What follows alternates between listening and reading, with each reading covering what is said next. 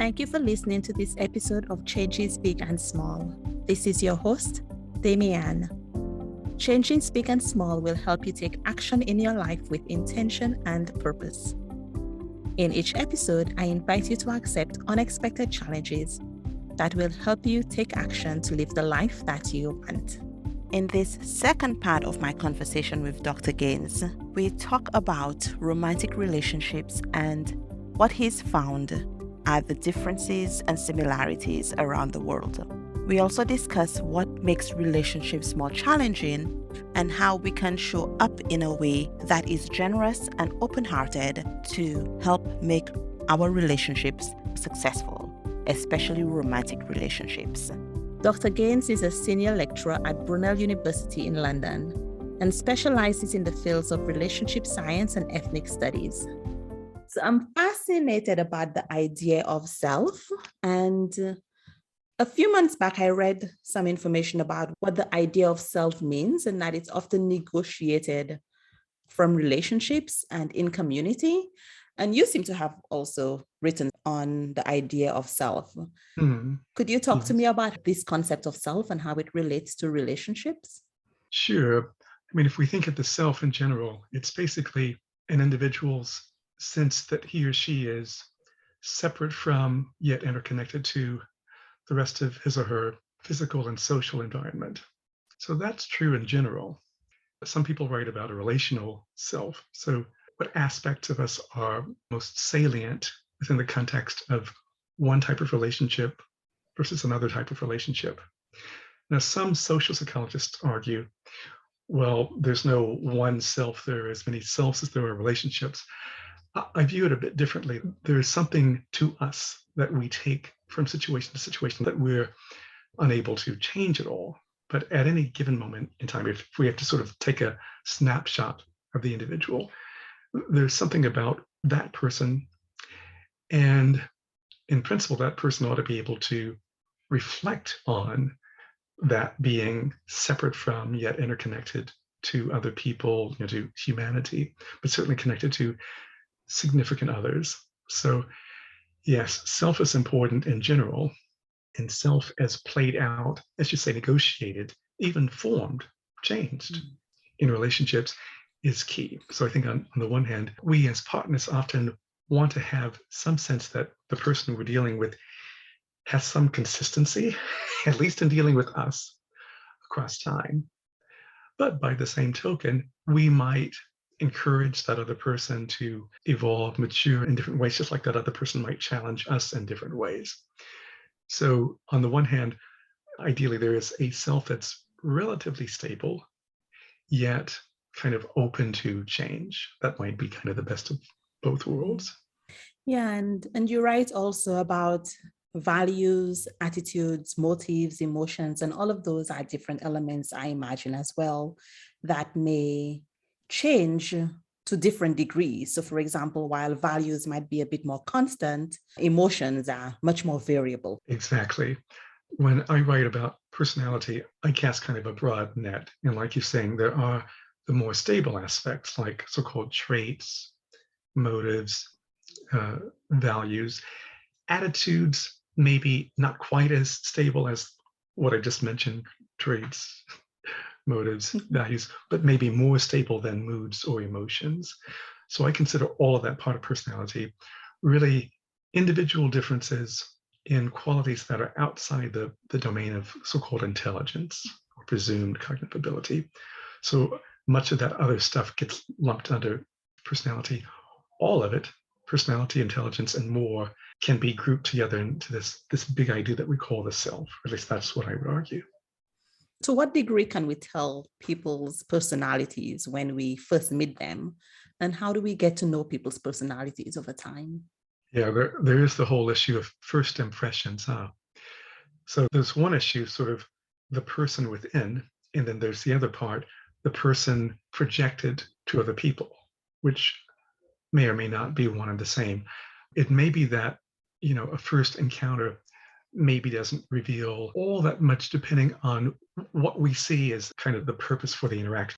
If I go to the bank and ask for withdrawal, I won't be especially concerned about the impression that I make on that person makes on me. I just want to end that transaction maybe quickly, maybe with a smile, maybe not with a scowl on either side. That's all that I expected that encounter. And it may be that if I keep going back to that bank, I keep encountering that same person, maybe we form what's called a social relationship, where it's not especially high in emotional intimacy, but maybe there's some familiarity. Now, it's a whole other matter if we're talking about what's called a personal or close relationship, where some degree of emotional intimacy is involved or may be anticipated. Then it matters very much on both sides. What impression am I making? What impression is the other person making on me? And we're often on our best behavior in those settings. It's like, job interview, something like, okay, they're judging me. I want to put my best foot forward. And it's maybe not that easy to get much of an accurate picture of what a person is really like based on an initial meeting. So probably some series of interactions is going to take place. And gradually, as people begin to feel more comfortable and start to reveal more aspects of themselves, then you start to have more of a genuine basis, I think, for some type of a close relationship, if that's what one or both people are seeking. It may not be what they're seeking, but if it is, I would suggest gradually kind of peeling back the layers of each other, personality-wise, over time. When we listen to interviews with so-called experts on dating or experts on friendship, there are all of these figures in terms of how long it takes to form a close relationship, whether that be a friendship, or some people say you have to be dating at least 1 year before you even think about marriage and that kind of thing. What do we know about how long it takes or how we get to know people's personalities? I imagine it depends on the kind of activity that you're engaged in to a large extent. I think that's right. It may be that if two people keep running into each other over and over again, over days, weeks, months, there is some routine and there's some familiarity built in. I don't know of a particular timetable as such. I think you're right. Really what people are seeking out of the interaction matters. So I would think if two people do want, let's say, to establish a friendship for the moment, well, probably they're going to seek out different activities that hopefully both of them will enjoy, or maybe one of them knows more about and wants to introduce the other one, and maybe the other one is open enough, curious enough to say, okay, well, I'll try that out. So I think once people get into those interactions and kind of keep talking, keep learning more about each other and kind of reflecting on, well, how are things going, that sort of thing. You've heard about love at first sight. That's one thing, that sudden rush of, emotions and stuff. But building off that will take time. One shouldn't be surprised if it takes several meetings and maybe in different contexts, so people can get to see more and more aspects of each other. Like, not that we're talking about marriage as such, but you hear things like, oh, how are they with kids? That sort of thing. Mm-hmm. So you can imagine, depending on the stakes of the relationship, I don't want to make it sound too calculating, but it's like you're almost sampling. You're getting to know bits and pieces of the other person, just like the other person's getting to know you or me. And that likely will take a while. Maybe not rushing it, letting it kind of unfold in its own time would be a good idea, but it would surprise me if that were to take some, days, weeks, months. And if we're talking about the highest stakes, it could take years. One of the things I noticed in terms of looking at some of the research you've done is that there are differences sometimes in relationship beliefs from country to country. And so I guess we could kind of see patterns amongst countries, but there's also differences amongst people.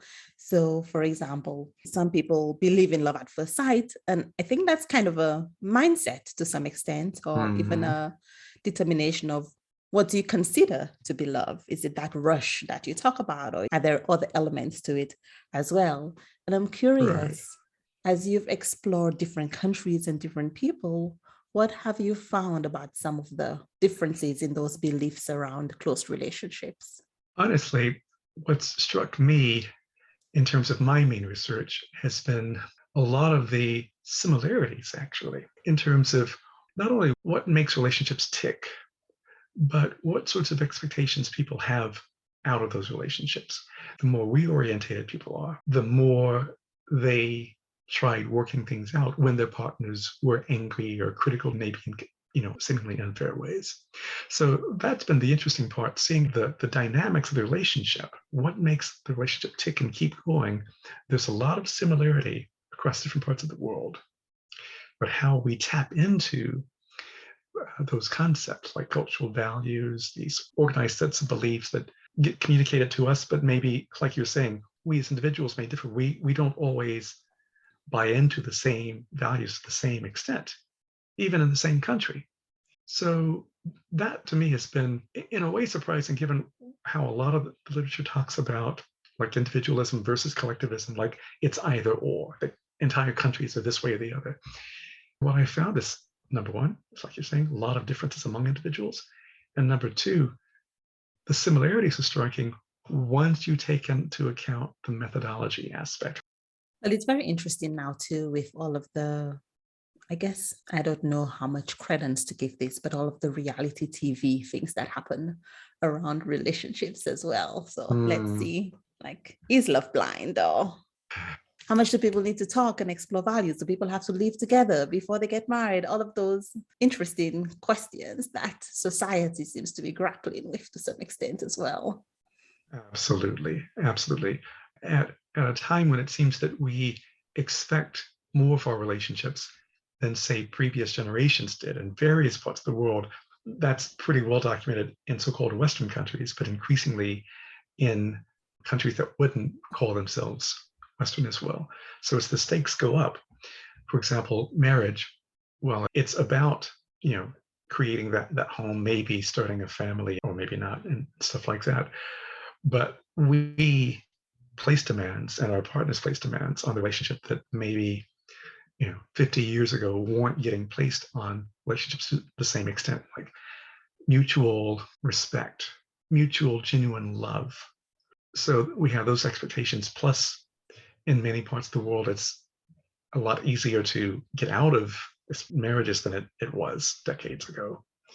So yes, lots of societal change around the world. We're demanding more relationships, expecting more. The way that I think about it is, if we kind of generally could think a little more in terms of what am I bringing to the relationship? What am I doing to make it work? As opposed to just approaching it as sort of a tick box. What is my partner doing for me? What is my partner bringing to the table? I think that could be a useful starting point. Trying to put ourselves in the other person's shoes. Well, what we're offering, if the other person were offering that to us, would we think that was enough? Like lack of commitment. I'm just making up one, right?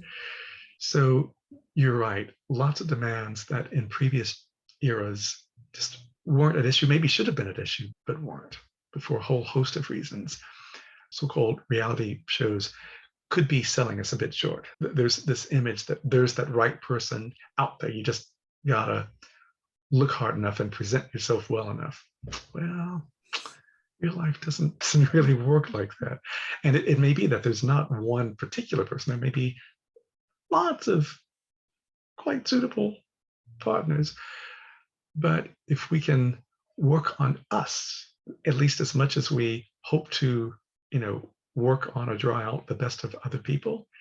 There is this concept, I don't know if it's layman's term or if it's psychology, but they talk about maximizers and sufficers, something like that. I know what you mean, the satisficers. Satisficers, that's it, satisficers. And I've been thinking about this and wondering about this, because what if the mindset was around, this could work, like this is, I don't know, fine gets a bad rap, but this is fine, like this is good enough. There aren't any romantic comedies around let's find Mr. Good Enough. It's let's find Mr. Right. Excellent point. And so it's really not part of our culture, of our society, of our approach to relationships to find a match rather than the right match or the best match.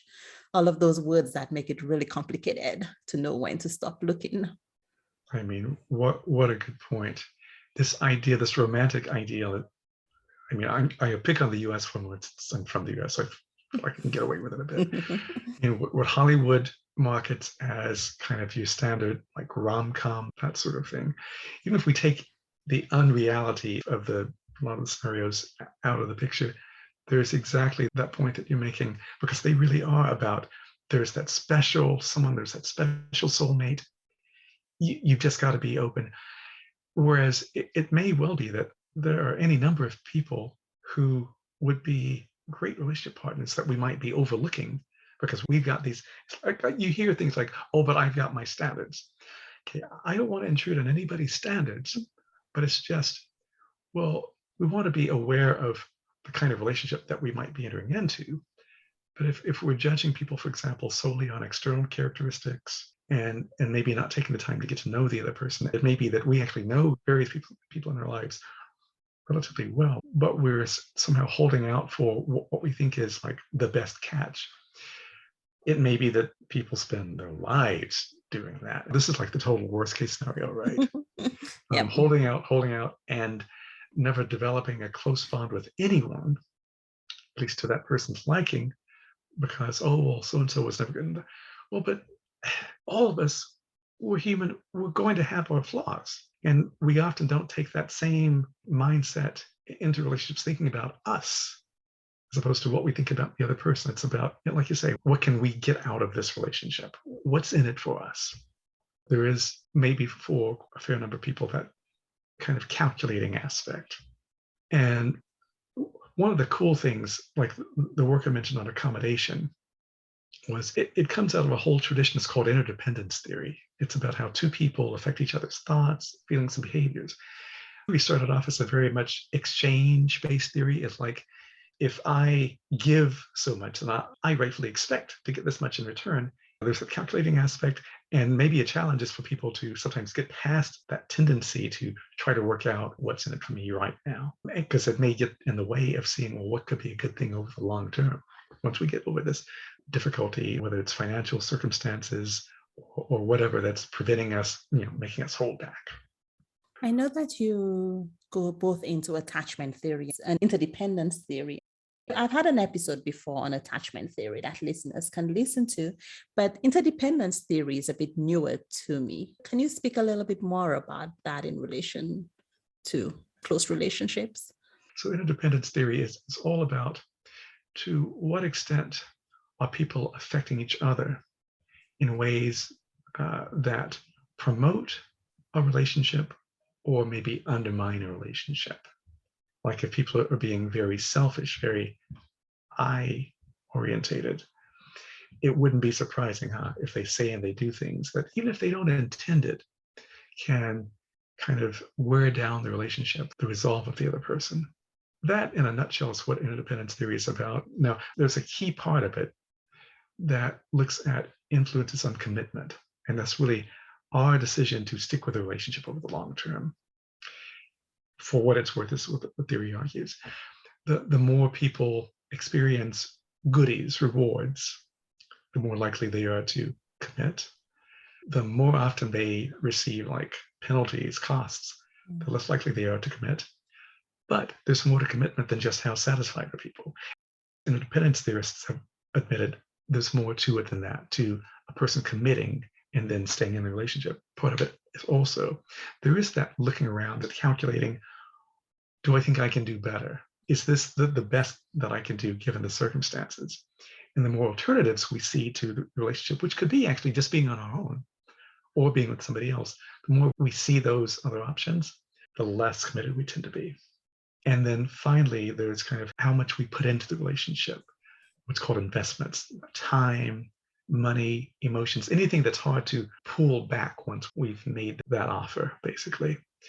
For example, for a married couple, what about the house we've bought together? What about the children we've raised together? And all sorts of things. Attachment theory has its critics, but I must say, over and over again, I find the more securely attached people are, the more willing they are to trust partners in general, the more often they'll try to work things out with their current relationship partner. The more distrustful people are for whatever reason, the less they'll try to work things out, more they'll do things, say things that undermine the relationship. So for me, the dependence theory itself is interesting, but it's not the whole story. Just like attachment theory by itself is interesting, but not the whole story. One's more about personality, one's more about social behavior. One can inform the other. It doesn't have to be either or. I guess some people have an escape hatch, whereas other people do not. And if you have an escape hatch, you're more likely to use it because you've created it exactly for that purpose. Yeah, that's a really good point. And sometimes people go into that relationship with that escape clause that maybe they're not shared with the other partner, but they kind of have it in mind. And that's part of where that alternatives aspect of that whole investment model comes in. So people might be always sizing things up. And it might be not to be with somebody else, but rather to be on one's own. So just not being in that relationship anymore. It may be that some relationships ought to be ended. The extreme is if someone's getting abused by a partner, hopefully they'll be supported in getting out like safely. But if it's a matter of it being a non-abusive relationship and it's kind of, well, what's in it for me? That's a different story. But I don't mean to be judgmental. It's just that's a different set of circumstances for people to be looking for an escape clause. Maybe a little more attention to the relationship and what's positive about it for both people. And by the way, we as individuals have our own faults that we play out in relationships.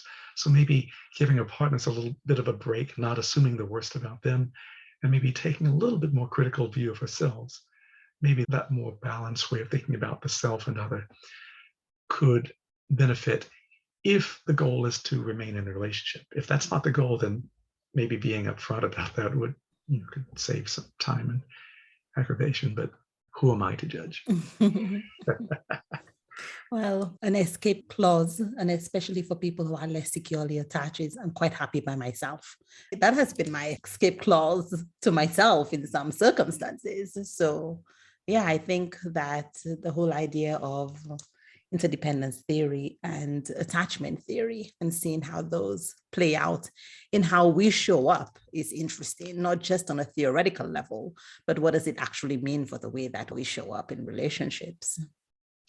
That's a good point. I mean, if I think about myself over the years, I've been all over the map on the different attachment styles.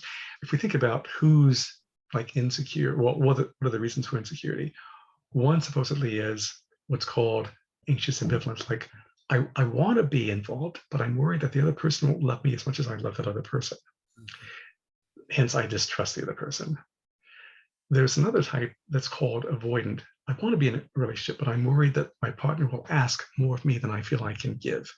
There's a subvariant on that one called dismissing avoidant, which maybe characterizes me a lot of the time. I don't know. Disclosure alert, I'm a divorced dad. I have a 17-year-old son.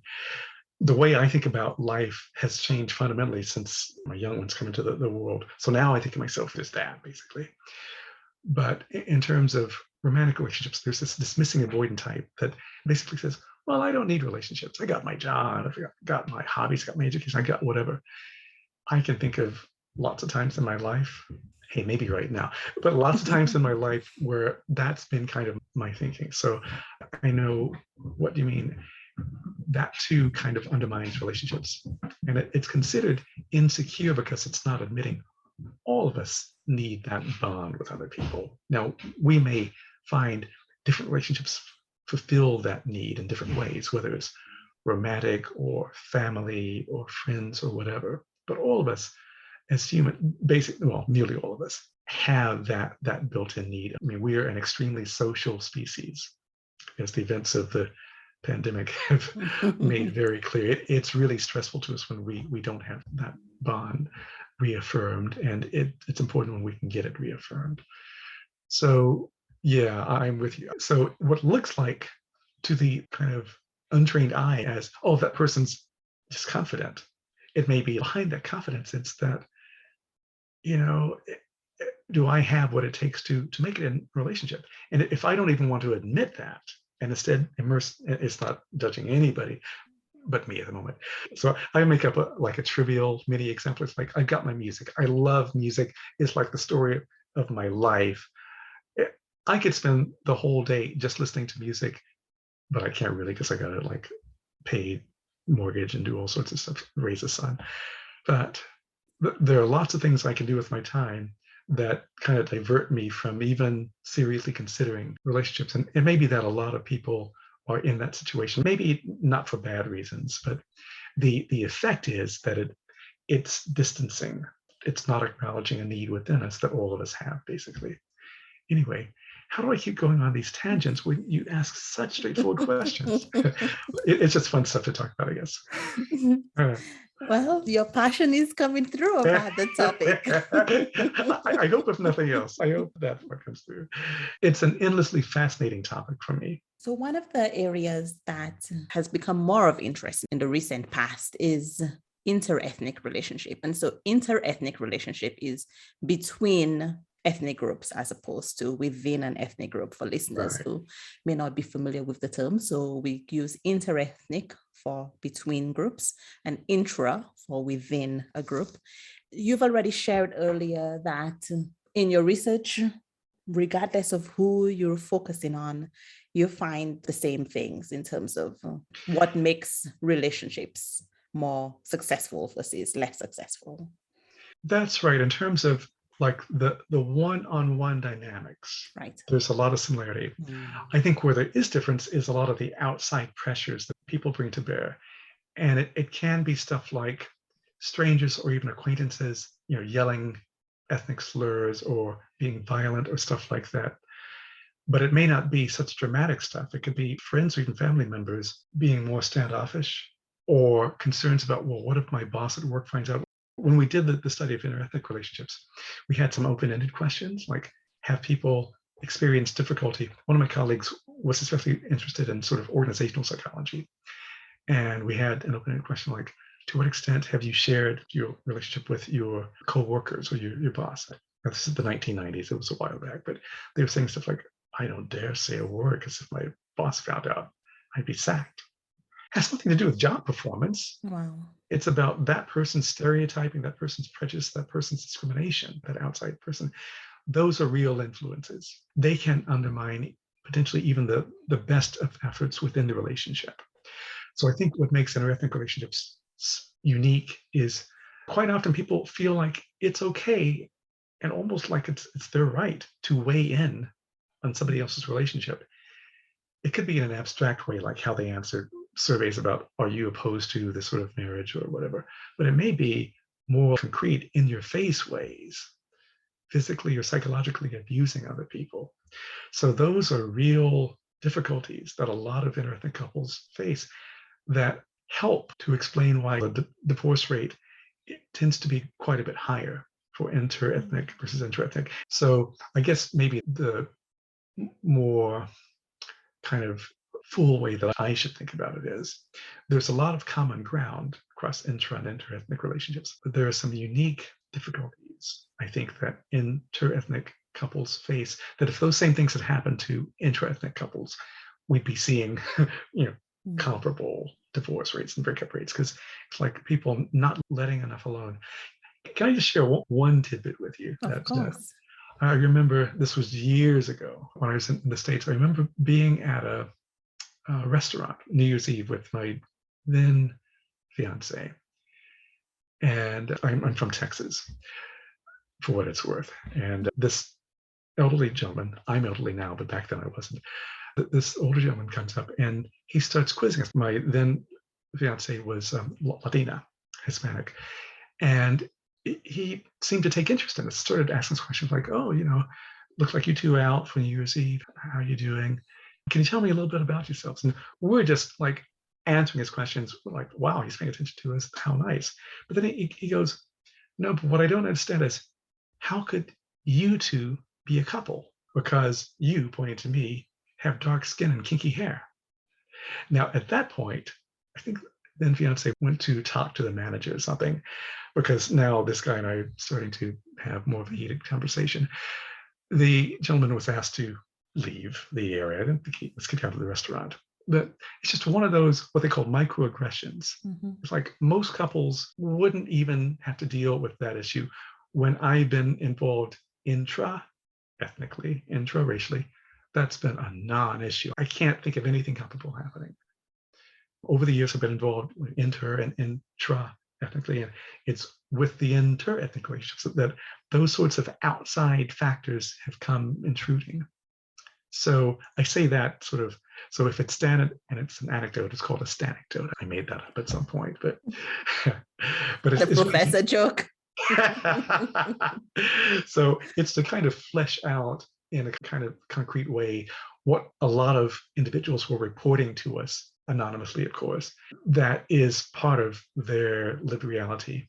And it's not like this stuff stopped happening. The intermarriage rate is going up in various parts of the world, but that doesn't mean that the backlash is going down necessarily. It may be that some of the more overt, racism or whatever ism is going on, maybe it's not as overt, but quite often a lot of the more covert stuff is there. Yeah, it's interesting because as you were talking, I was thinking, well, has it gotten better?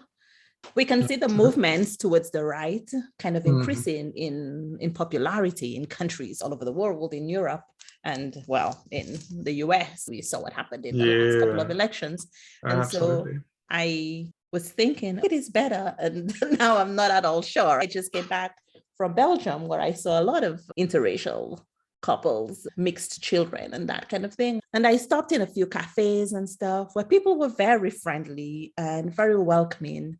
And I thought, oh, I wonder if people are just more open-minded and more welcoming of all sorts of people here compared to elsewhere. I was there for a week, so I really cannot make any generalizations.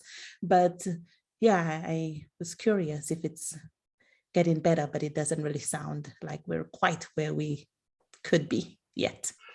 I agree totally. I think if there's any good news to be had, it's that younger generations tend to be more open-minded in the attitudes that they express and in terms of their behavior, their words, their deeds. And in fact, they're the ones who've been driving more of this upward. Like if you look at the US, about 15% of married couples are interethnic. Now you might think, well, what about the other 85%? But compared to, say, the 1960s or 70s, where you wouldn't have even had 5%, to go from that 60s and 70s to like the 21st century so far, 15%, that's a major increase in the proportion. And it's largely young people who are driving that, not completely, but disproportionately younger couples who are driving that shift. So that's maybe one source of hope. Yeah, and I guess in some ways we could say that it is generally better because it's not illegal as it used to be in the 60s. That's right. That's right. There's one US state, I think it was Alabama, I don't want to misquote, who had an so-called race mixing law in the books until 2000. But it took that long for a majority of the population that they had the special vote to take it out of the state constitution. They couldn't enforce it, right? It's a lot of, ingrained, call it what it is, racism, that was slow to die down.